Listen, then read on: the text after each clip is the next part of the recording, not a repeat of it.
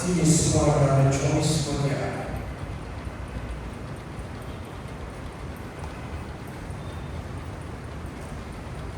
Bahasa di bagi kaya se church पर गया church पर एंटर करने वाले हमारे नौजवान लोग मौजूद हैं और पर संदेश एक विषय you must be born again. तो है પછી अच्छे रेगुलर बच्चे में पास्टर साहब रात में जो विषय की सर हमारे एक विषय पर क्या विषय है साहब 5 साल अभी तक मैं करूँ तो यूनिवर्सिटी पढ़ा रहे आगे तारे नवोचित हम जुड़िए yes so Matthew is one of the choice for the teacher currently the also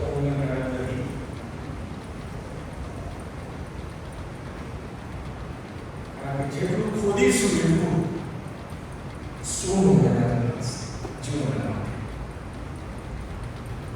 તેથી હું એકથી 14 વાંચવાનું Matthew 26:14 જો આપણે બાઇબલ ખોલી હોય તો આપણે ઉપર તૈયાર આપણા બાઇબલ મુછા કરીને આપણે તાજો કરતા બોલીએ કેમ કે તારો સેવક સાંભળવા માટે અને મારા માટે Amen.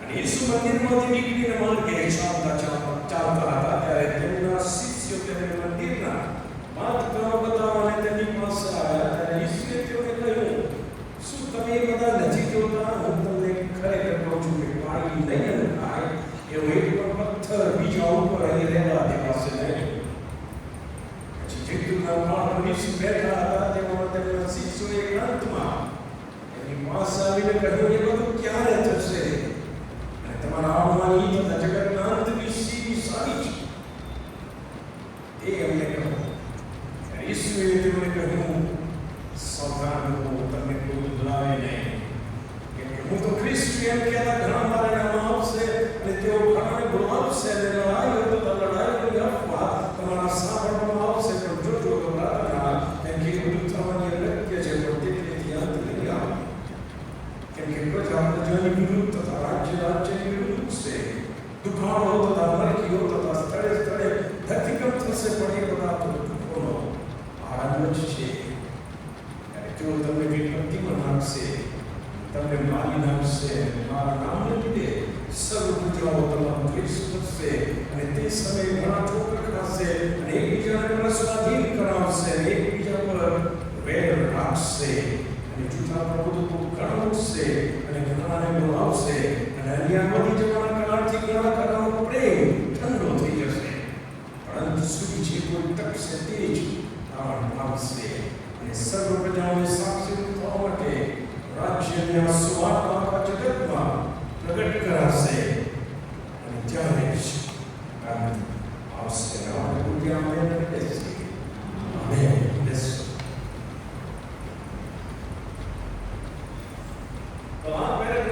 જ્યારે વાંચો ત્યારે યાદ રાખો કે ઈસુ ખ્રિસ્તના શિષ્યોએ 300 વર્ષ તો યરુશલેમના મંદિરનો નાશ કર્યો બીજો તમારા પુનરાગમનની અને જગતના નાશની નિશાની શું છે અને એના જવાબમાં ઈસુ ખ્રિસ્ત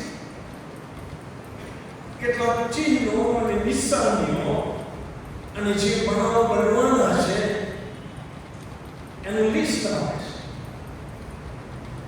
છે ચેતવણી સાથે કે સાવધાન રહેજો છેતરાઈ ન જશો સમજી ગયા મેં મારી રીતે જે તૈયાર કરે એમાં લગભગ 12 જેટલી નિશાનીઓ પ્રભુ ઈસુ ખ્રિસ્ત આપે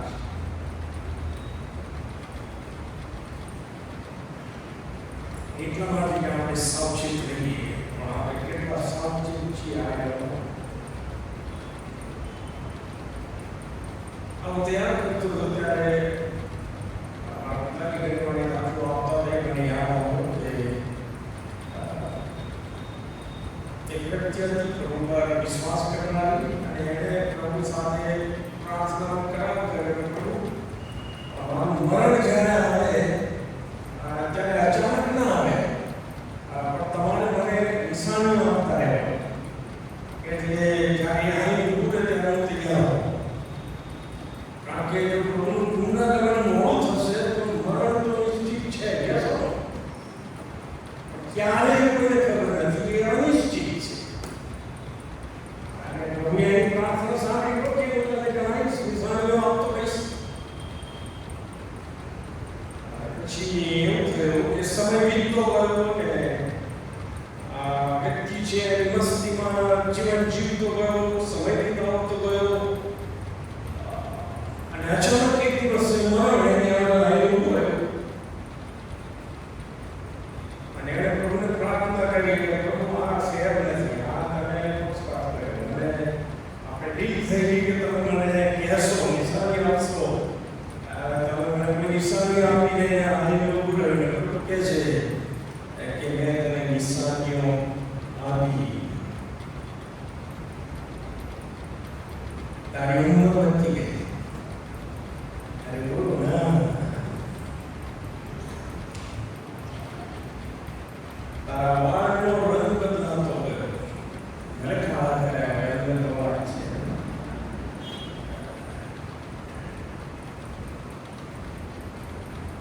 અથવા તો વાળનો જથ્થો ઓછો થઈ ગયો. આ બધી નિશાનીઓ કહેવાય. અને આંખોનું તેજ ઘટ્યું, ભલે પણ એવું પાર અને ઓરિજિનલ તો છે નહીં. અને બોલો ના, તારું બળ ઘટ્યું, લાત મારીને પથ્થર તોડી નાખતો હતો, હવે રાતી થતું નથી. તારું વજન ઘટ્યું. અને જો નિશાનીઓ તમારે વાંચવી હોય તો તમારે સભા શિક્ષકનું પુસ્તક 12 વાંચવી, કે જ્યાં બહુ અલંકારિક ભાષામાં વર્ણન કરવામાં આવ્યું છે. કે દરનારી ઓછી થઈ ગઈ, આંખોનું તેજ, ઉપર ચડવાની બીક લાગી, રસ્તે ચાલતા બીક લાગે છે. આ બધો જેમ જેમ સમય થાય છે એમ આપણે અનુભવીએ છીએ. પ્રભુ કહે છે કે આ બધી નિશાનીઓ મેં તને આપી, પણ તું તો તારી મસ્તીમાં દર વર્ષે હેપી બર્થડે ઉજવતો હતો. તને એ દુઃખ ના થયું કે એક વર્ષ ઓછું થયું, તને ધ્યાનથી એક વર્ષ પ્રભુએ આપ્યું અને તું તારી મસ્તીમાં જીવતો રહ્યો. કારણ કે તે નિશાનીઓ ધ્યાન ન રાખી ને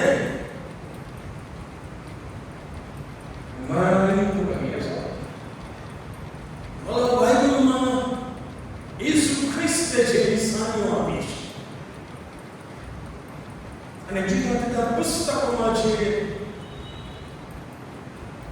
ભવિષ્ય વચનો કહેવામાં આવે, એના આપણે ગંભીરતાથી લેવાના છે. કારણ કે એની ટાઈમ એ બાબત અહીં ઉભી રહેશે ત્યારે શું કરશે. તેથી હું કહું છું કે હું આ પેરેગ્રાફ સમજાવવા માટે કંટાળતો નથી, સમજાવી શકાતી બનશે.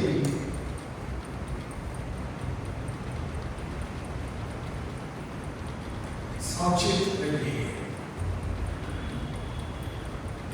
અને બાઇબલમાં તમે વાંચશો તો પ્રાણે સાવચેત રહો, સાવધાન રહો, બી એલર્ટ, જાગતા રહો, પ્રાર્થના કરો, પરીક્ષામાં આપો, વાંચીએ છીએ. એને મૂકવાની બાબત છે. ત્રણ સવાલોના જવાબમાં ઈસુ ખ્રિસ્ત 12 જેટલી નિશાનીઓ આપે છે. જોઈશું આપણે આવનારા સમય.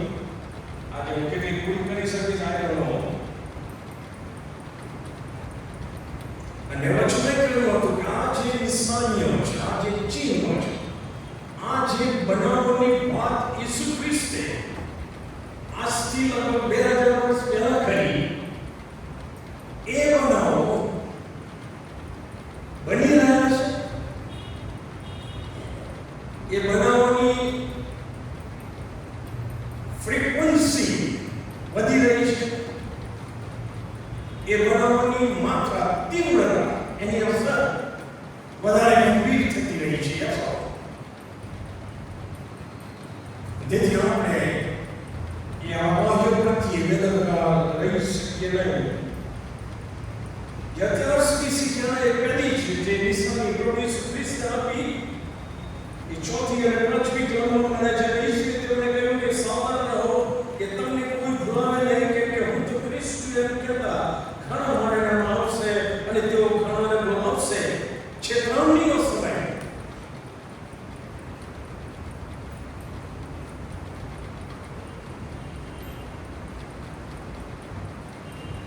અને જો એટલું મહત્વનું છે કે 11મી કલમમાં ઈસુ ખ્રિસ્ત ફરીથી એને રિપીટ કરે છે અને જૂઠા પ્રબોધકો પણ ઘણા આવશે અને ઘણાને બોલાવશે. છેતરાતા નહીં.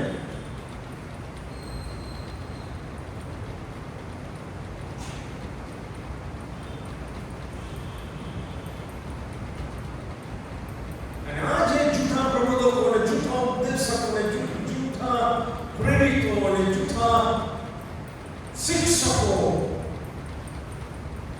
એની વાત બાઇબલમાં લખી છે. એનો અર્થ એ કે તમામ ધ રિયલ જૂઠો હોવાનો છે, જેને એન્ટીક્રાઇસ્ટ કહેવામાં આવે છે, એની તરફ અંગ્રેજીને જાય.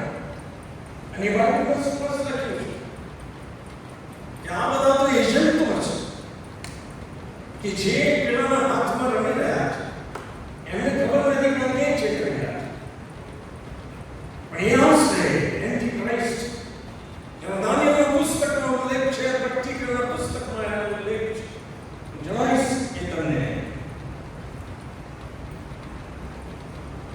ખરેખર ખ્રિસ્ત વિરોધી એન્ટીક્રાઇસ્ટ આવશે. એની તરફ એ લોકો ઈશારો કરે છે. અને અત્યારે એનો આત્મા જગતમાં સક્રિય છે. તમે જો પેલો યોહાનનો 4થો અધ્યાય 2 અને 3 કલમ વાંચો. પેલો યોહાન 4થો અધ્યાય 2 અને 3 કલમ.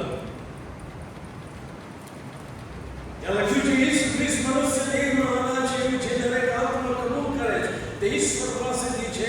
એથી તમે ઈશ્વરનો આત્મા ઓળખી શકો છો. અને જે દરેક આત્મા ઈશ્વરને કબૂલ કરતો નથી તે ઈશ્વર પાસેથી નથી. અને ખ્રિસ્ત વિરોધીના જે આત્મા વિશે તમને સાંભળ્યું છે, એન્ટીક્રાઇસ્ટ વિશે, તે આવે છે અને તે જ છે અને તે હમણાં પણ જગતમાં સક્રિય છે.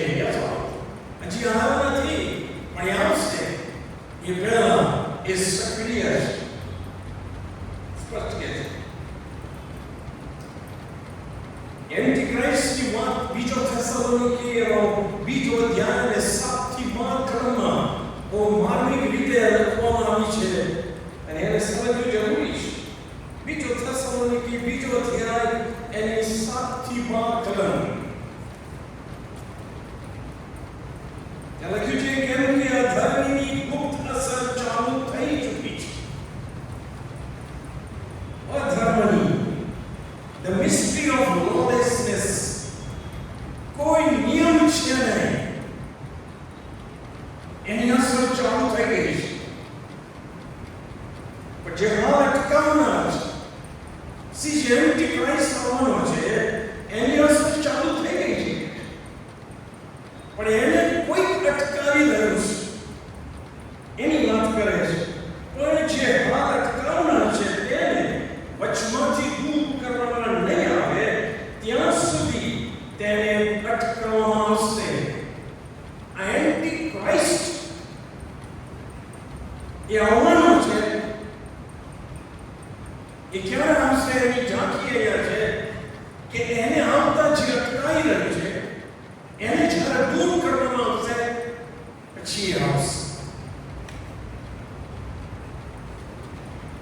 તમે જો અભ્યાસ કરો તો સત્રોનો લખે છે. હું એની સાથે સંમત કરું છું કે બે બાબતો કે જે એક જ છે એ અત્યારે આ જગતમાં સક્રિય છે. એક બાજુ એન્ટીક્રાઇસ્ટ આત્મા સક્રિય છે, બીજી બાજુ પ્રભુ પવિત્ર આત્માનું સામર્થ્ય સક્રિય છે. અને એ ચર્ચમાં છે, બોર્ન અગેન લોકોની જે ચર્ચ છે, કોઈ ડિનોમિનેશનનું નામ નથી બોલતો, પણ ચર્ચ ઓફ ક્રાઇસ્ટ, જેને ઈસુ ખ્રિસ્તે પોતાના રક્ત વડે ખરીદી છે. તમે કદાચ મેથોડિસ્ટ ચર્ચ બનીને તેના સભ્ય હોઈ શકો છો, પણ એ ચર્ચના તમે સભ્ય ન પણ હોઈ શકો. યા તો આઈ એમ ટોકિંગ અબાઉટ ધેટ. એ ચર્ચને દૂર કરવામાં આવશે. કેવી રીતે? રેપ્ચર, મંડળીનું સ્વર્ગારોહણ થઈ જશે. યા તો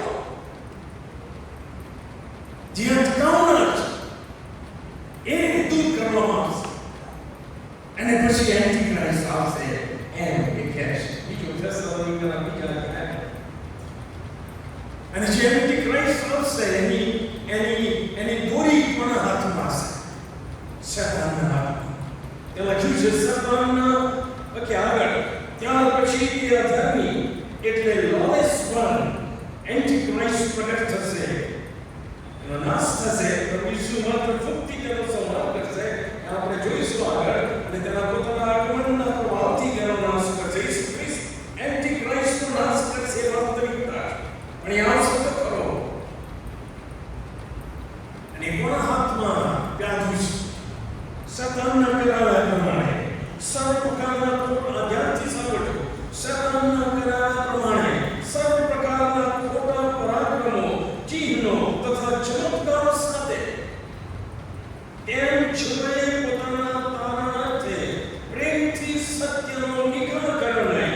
અને જેનો વિનાશ થાય છે તેમને માટે દરેક જાતના પાપ રૂપ કપટ સાથે તે અધર્મી પુરુષ લોલેસ વન, એન્ટી ક્રાઇસ્ટ પ્રગટ થશે.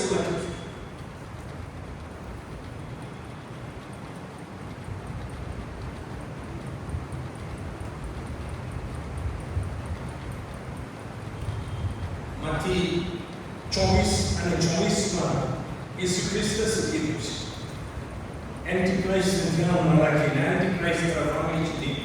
કેમ કે જૂઠા ખ્રિસ્ત જૂઠા પ્રબોધકો ઉઠશે અને એવા મોટા ચમત્કાર અદ્ભુત કૃત્યો કરી બતાવશે કે જો બની શકે તો પસંદ કરેલાઓને પણ તેઓ ભૂલાવશે. સંત પૌલ એ વાત લખે છે કે આવશે અને શૈતાનના તાબામાં રહીને શૈતાનના કરારથી એ કેટલીક પરાક્રમી બાબતો કરશે.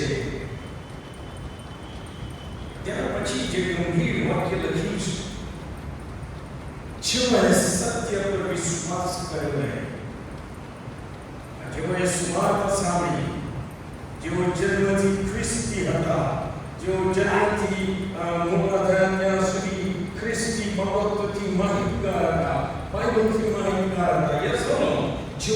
જેઓએ સત્ય પર વિશ્વાસ કર્યો નહીં પણ અધર્મમાં આનંદ માન્યો, તે સર્વને દોષિત ઠરાવવા માટે તેઓ અસત્ય માને માટે ઈશ્વર તેઓને દંડમાં નાખે છે.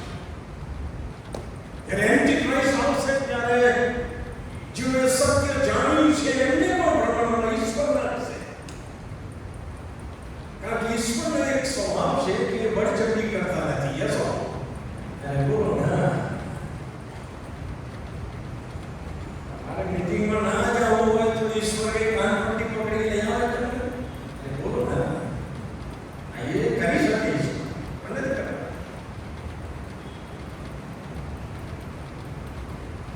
આ એ લોકો ભ્રમણમાં ઈશ્વર નાખશે કે જેઓ સત્યને જાણ્યા પછી દુષ્ટતાથી સત્યમાં દુષ્ટતામાં સત્યને દાબી દઈને દુષ્ટતામાં જીવવાનું પસંદ કરે છે. નહીં સમજ્યા? રોમિયોનો પત્ર પહેલો અધ્યાય 18 વાંચો. જેઓ દુષ્ટતાથી સત્યને દાબી રાખે છે તેઓની વિરુદ્ધ આકાશમાંથી ઈશ્વરનો કોપ પ્રગટ થયો છે. જેથી માનો તમે ગમે તે હો, કદાચ બાઇબલ સ્ટડીમાં મજા આવે છે એટલે તમે આવો છો, અથવા તમને બાઇબલ વધારે જાણવું છે એટલે તમે આવો છો. well God bless you.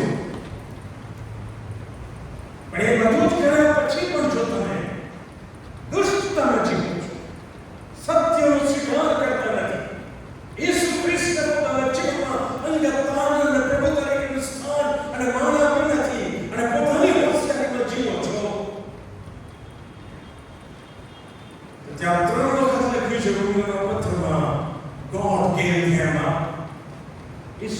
એને જવા દીધી.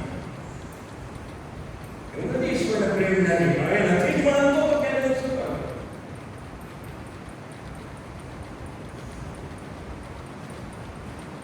આ છેતરામણીથી આપણે છેતરાઈએ નહીં કે વાંધો નહીં આવે, દેખી જાય જબરજસ્ત વાંધો આવશે, જબરજસ્ત વાંધો આવશે. વચ્ચે નતું કહ્યું ભરતા છોડે છેલ્લી ઘડીએ એને સત્યનું ભાન થયું. ઈસુ ખ્રિસ્ત એ રાજાનો રાજા અને પ્રભુનો પ્રભુ છે. હું તો પાપી છું, હું યોગ્ય શિક્ષા ભોગવી રહ્યો છું. એને રસ્તામાંથી બૂમ પાડી કે હે ઈસુ, જ્યારે તમે તમારા રાજ્યમાં આવો ત્યારે મને સંભાળ. It was repentance plus faith. જેને તારનો અનુભવ કહેવાય છે. એક પ્રભુના સેવક કહે છે કે એ જ્યારે ઉપર ગયો, સ્વર્ગમાં ગયો ત્યારે દેવદૂતોને દેવદૂતે જેને પૂછે એવા જોઈએ કોઈ નથી આ તારે નહીં, તારે તો ત્યાં પહોંચના હું તો લીધું કરીએ. એને કીધું કે પક્ષીના 10 સ્તંભો છે નાનો હતો, એને કીધું કાઢી કાઢ. તમને કહેશે કઈ કાર્યક્રમ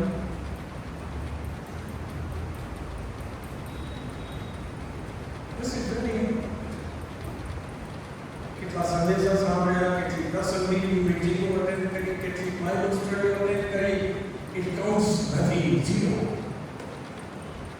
વ્યસ્તતાની વ્યસ્તતા છે. It's not a big deal. પ્રભુએ તમામ વ્યવસ્થાઓ કરી છે, એના વાતોનો આપણને આપો છે અને આપણે પ્રભુમાં જીવી શકીએ છીએ.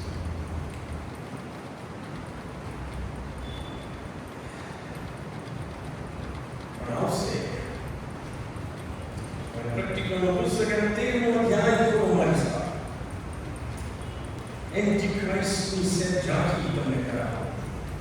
પ્રતિકરણ દ્વારા કહે છે કે કામ નથી. પ્રતિકરણ 13મા અધ્યાયની શરૂઆતની કલમ છે લખી છે એ એન્ટી ક્રાઇસ્ટ વિશે લખી છે. લખ્યું છે પછી કે એક સ્વાપતને સમુદ્રમાંથી નીકળતો જોયો. સ્વાપત બીસ્ટ તેને 10 સિંગડા હતા, 7 માથા હતા. તેના સિંગડા પર 10 મુદ્ર અને તેના માથા પર ઈશ્વર નિંદક નામો હતા, કારણ કે એન્ટી ક્રાઇસ્ટ. જે સ્વાપતને મેં જોયું તે ચિત્તાના જેવું હતું, તેના પગ રીંછના પગ જેવા હતા અને તેનું મોં સિંહના મોં જેવું હતું. દાનિયેલનું પુસ્તક યાદ આવ્યું અને તેને અજગરે પોતાનું પરાક્રમ, પોતાનું રાજ્યસ્થાન તથા મોટો અધિકાર આપ્યા. સો એન્ટી ક્રાઇસ્ટને અધિકાર આપનાર કોણ છે? શેતાન. અહીંયા બેઠો છું તું મારા એન્ટી ક્રાઇસ્ટ કરશે યથો.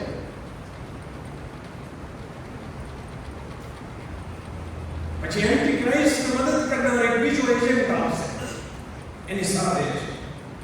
અને એનો ઉલ્લેખ તમને મળશે 11મી કલમમાં, પ્રતિક્રમથી 11.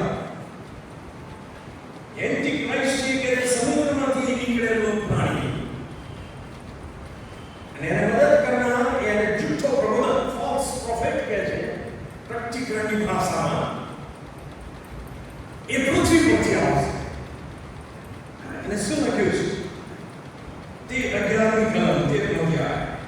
પછી મેં પૃથ્વીમાંથી બીજા એક સ્વાપતને નીકળતું જોયું. બીજું સ્વાપત, પહેલું તો એન્ટી ક્રાઇસ્ટ, આ બીજું સ્વાપત. તેને હવનના સિંગડા જેવા 2 સિંગડા. વાહ! અને અજગરની જેમ તે બોલતું હતું.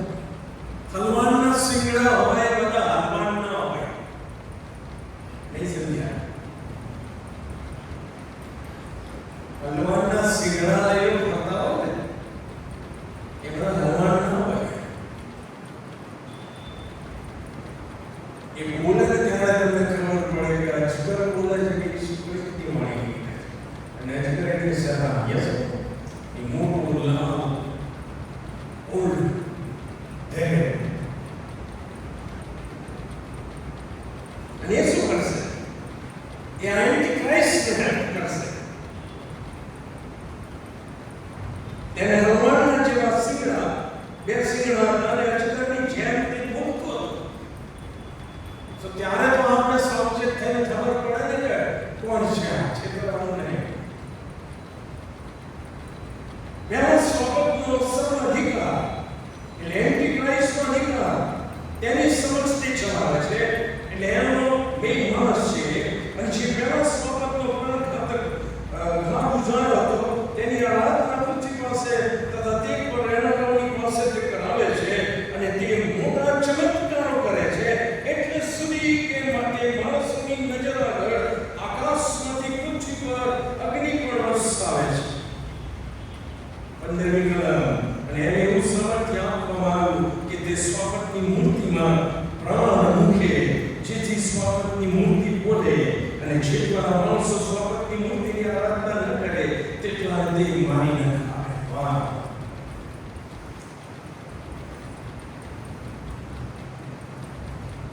એક સમય આવશે કે મૂર્તિમાં સ્વાપતની મૂર્તિમાં એન્ટી ક્રાઇસ્ટની મૂર્તિમાં પ્રાણ મૂકશે અને બોલશે.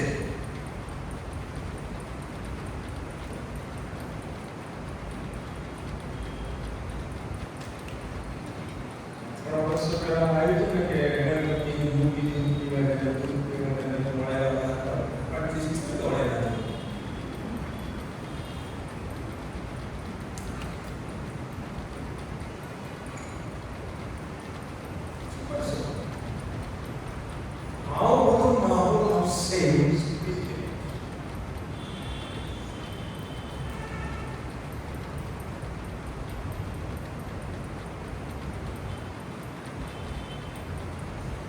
બધી બાબતો એટલા માટે જણાવું છું આજનો રાજ્ય એમાંથી દેખી માટે પ્રભુ ઈસુ ખ્રિસ્તનો જે બોજ છે કે આપણે સાવચેત રહીએ છેતરાઈએ નહીં માટે. યસ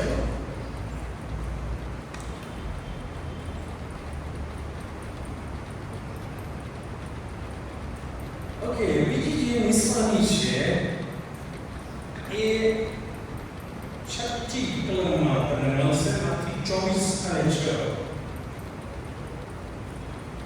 ઈસુ ખ્રિસ્ત કહે છે લડાઈઓ તથા લડાઈઓની અફવા તમારા સાંભળવામાં આવશે.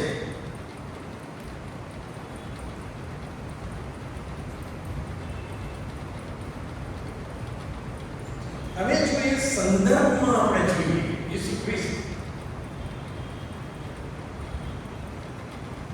એ સમયે જગતમાં આટલી બધી વસ્તી નો રાઈટ. આ સિરિયા વર્ષ પહેલાની વાત કરીએ. સામ્રાજ્ય હતા અને રોમન સામ્રાજ્ય આવી ગયો આખા જગતમાં. રોમન સામ્રાજ્ય એને ઘણા બધી દેશ જાતિઓને ગુલામ બનાવેલી અને યહૂદી લોકો પણ રોમન સામ્રાજ્યના ગુલામ હતા. ઈસુ ખ્રિસ્તના સમયમાં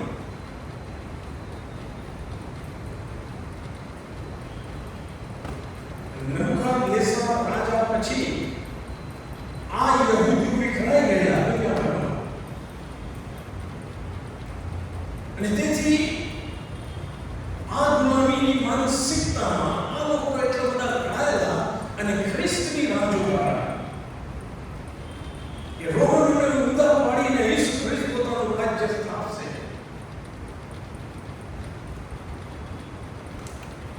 અને તેથી આ છે યરૂશલેમમાં રહેનારા યહૂદીઓ હતા અને દુનિયાભરમાં વિખરાઈ ગયેલા યહૂદીઓ હતા. મેં લખ્યું છે એ પ્રમાણે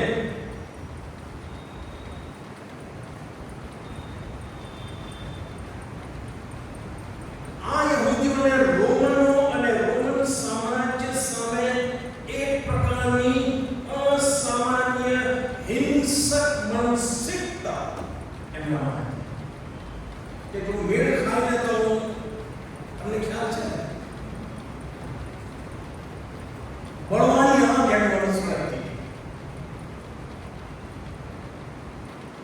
અને ઈસુ ખ્રિસ્તના ભવિષ્ય કીધું એના લગભગ 35-40 વર્ષમાં જ આ યહૂદીઓએ બળવો કર્યો. અને રોમન સમ્રાટનો દીકરો હતો ટાઇટસ, જનરલ હતો. એ જનરલને મોકલે છે એનું લશ્કર લઈને યરુશલેમને ઘેરો મારે છે. અને લગભગ 35-40 વર્ષ પછી ઈસુ ખ્રિસ્તે ભવિષ્યવાણી અને યરુશલેમને અસ્તિત્વ મિટાવી દીધી. યરુશલેમના મંદિરનો પથ્થર એક પથ્થર પર બીજો પથ્થર ઉભો કર્યો નહીં સાહેબ. આજની તારીખમાં નથી. તમે કહેશો રુદનની દિવાલ છે, મિસઅન્ડરસ્ટેન્ડ કરશો નહીં. રુદનની દિવાલ છે જે ટેમ્પલ કોર્ટયાર્ડ કે જેની વચ્ચે મંદિર હતું એ દિવાલનો ભાગ છે. મંદિરમાં એક પથ્થર પર બીજો પથ્થર કર્યો નથી.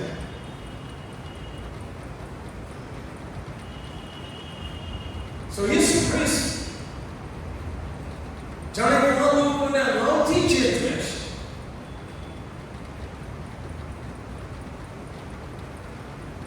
ત્યાર પછી લડાઈ બંધ થઈ ગઈ.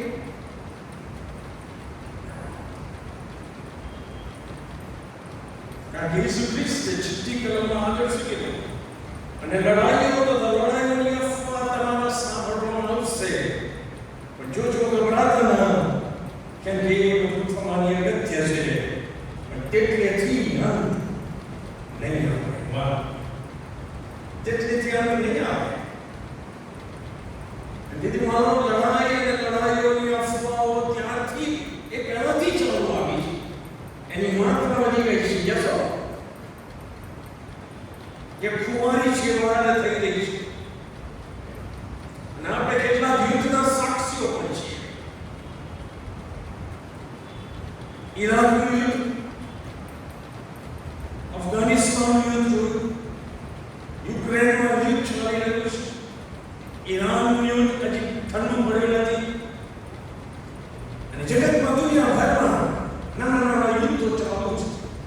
બોર્ડરમાં થઈ ગયા. જે તમે આવો ઈસુ ખ્રિસ્તે કીધું છે કે રહેશે.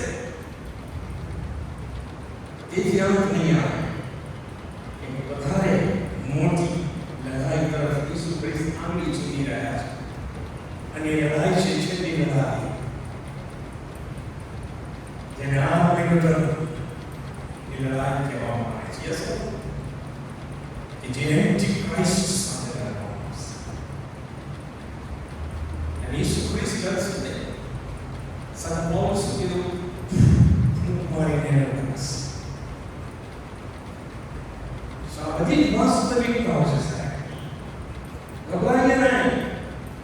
જગતમાં જે બની રહ્યું છે એનાથી ગભરાય નહીં. પોલિટિકલ લેવલે જે બની રહ્યું છે એનાથી ગભરાય નહીં. આપણે આપણે ઈસુ ખ્રિસ્તનો વિશ્વાસ રાખીએ છીએ. ઈસુ ખ્રિસ્તે કીધું કે આવું બધું તો થશે અને ચાલ્યા કરશે, પણ તમે ગભરાતા.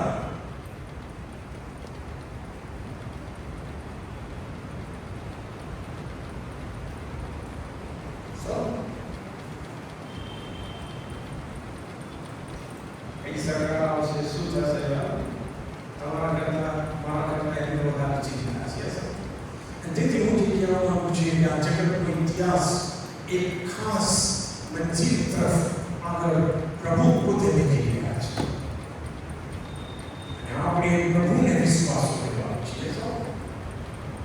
એ પ્રમાણે કરવા માટે પ્રભુએ ખાસ કૃપા આપણને પ્રાર્થના. ધન્યવાદ પ્રભુ, તમે તો અદ્ભુત છો જ.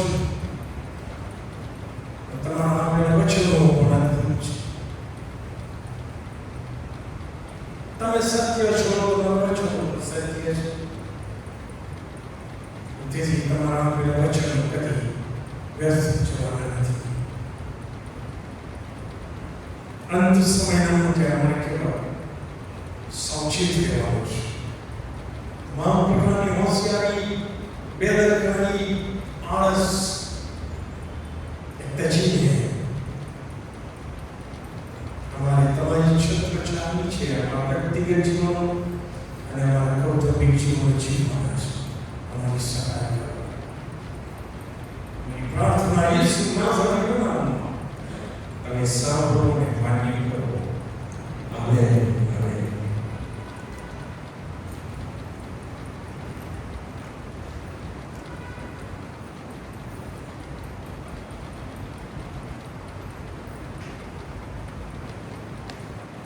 che Dio che giusti, alleluia,